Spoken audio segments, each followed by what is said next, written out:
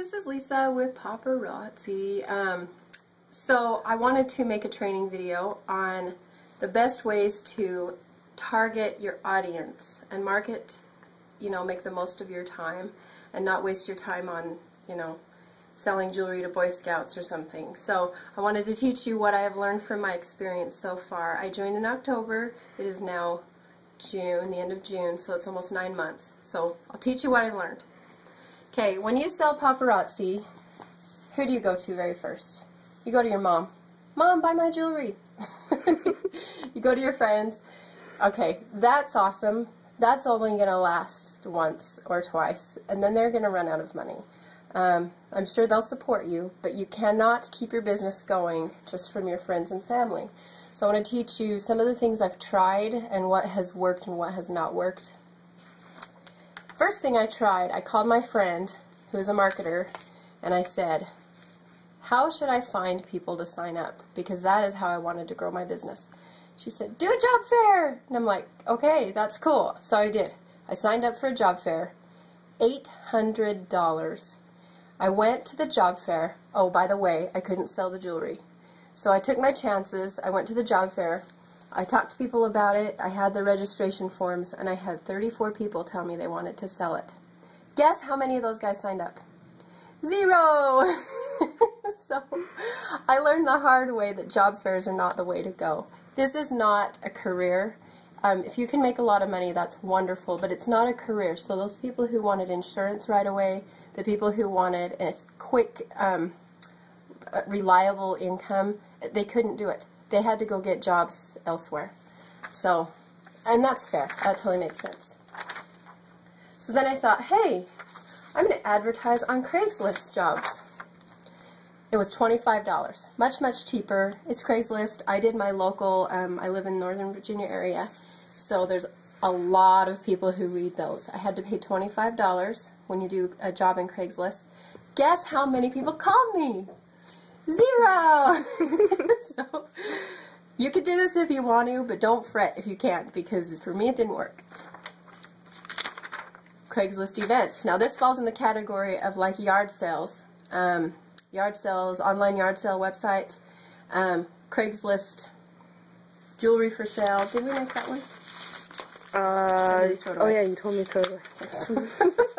Anyway, anything else online, in my opinion, like Facebook groups, websites that, like bloggers, that kind of stuff, okay? So I posted in Craigslist Events. I said, I'm selling jewelry for $5. The end. You can't really sell it. You can just say, I'm having an open house, which is fine. By the way, if you want to sell it, you can. Let me know. So I posted this. I've posted it 3 different times in the last 9 months. Guess how many people called me? How many? 0. I had one person email me. Never heard from her again. So, yay, you can try this. Don't feel bad if you can't.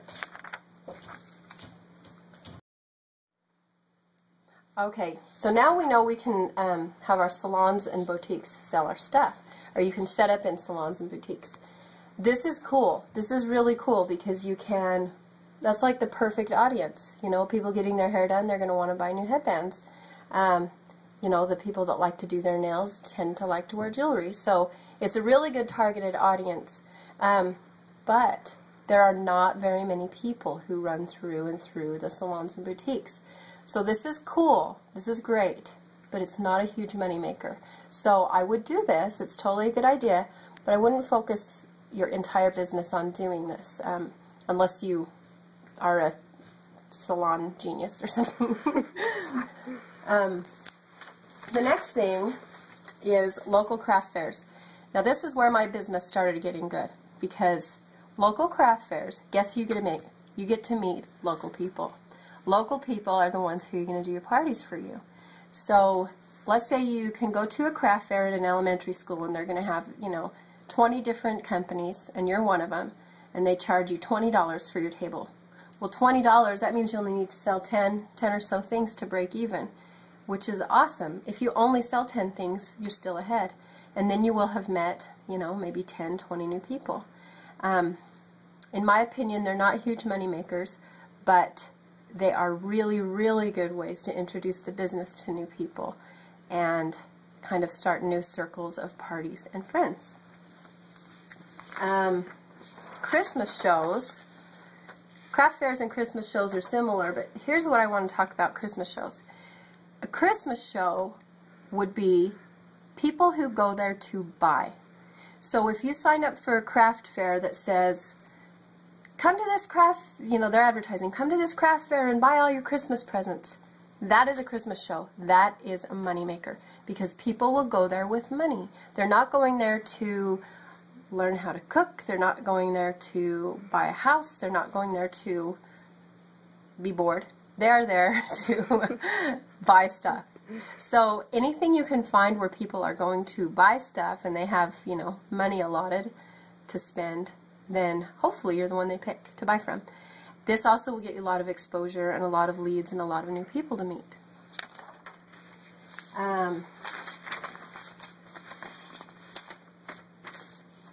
Oh, I didn't put it. One other one, I'll just put with Christmas shows. There's large-scale shows like home expos, women's expos. Those are really good. They are really expensive. And in my experience so far, I have not made my money back. I have met some wonderful people, and it's great to expand your business, but the numbers just don't show it. So I would only recommend doing big expos and stuff if that's the route you want to take your business. Otherwise, not necessary at all. Fundraisers. Fundraisers are my personal favorite because you are giving to other people, and when you give to other people, they will let you in. They'll let you participate. So when I do fundraisers, I sell for $6 and I give $2 back, and that way I'm giving a little bit of my profit. They're making extra profit, and you're helping them. So you can usually get in on any fundraiser you want. If you call and tell them what's going on, or if you call and give them your own idea, they will usually let you participate because nobody's going to say no to free money. Now we are on to our regular thing, basket parties. Basket parties are great because you can let somebody else go sell for you. They're awesome. However, they are not wonderful lead makers because you are not there as the paparazzi representative teaching them about the business. So if you have a friend who wants to go sell stuff, that's cool. You totally let them. But if they are meeting all these new people and you want to be able to talk to them more and get parties off them and stuff, then maybe you need to have a party with these people instead. Especially if you have repeat basket party people. You may want to have a party with that group. Home parties.